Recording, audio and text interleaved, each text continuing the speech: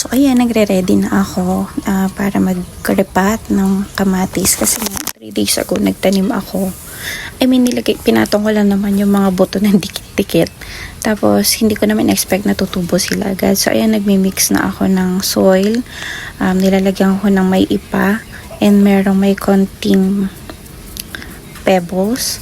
Ayan, so hinahalo ko siya dun sa maitim na lupa para meron ding nutrients pag yung halaman. So, ayan na ngayong kamatis na tumubo. Ayun nga, sabi ko, dikit-dikit sila. So, ayan, unti-unti ko na siya tinatanggal. Kailangan maingat para hindi masira yung root nila. Kasi pa lang yan 3 days pa lang sila. So, ayan, sinasalin ko na nga sa pot yung lupa. Nagdagdag pa ako. So, ayan, tinusok-tusok na yan. So, lalagay na ako ng mga kamatis. 1, 2 yung nilalagay ko. Pero mas maganda sana kung isa-isa.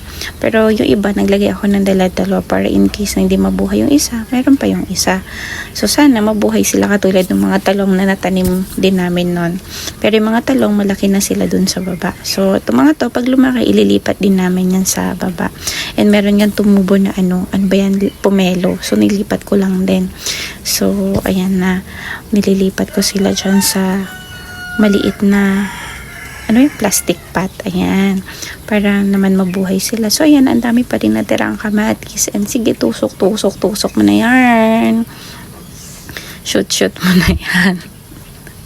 So, ayan, madami siya. So, yung iba na natira, nilagay ko na lang siya muna sa isang pot, and pag medyo lumaki na siya, ilipat ko na lang din siguro sa baba. So, yan nga, pagkatapos ko magtanim sa hapon, umulan na. Blessings yan para naman madiligan kasi wala ng tubig sa iragasyon. So medyo mahirap yung tubig dito banda sa amin kasi wala naman kaming water, yung faucet ganyan. So igib-igib kami sa panahon ngayon. So pag umulan, blessings yan kasi madidiligan yung mga halaman. So ayan.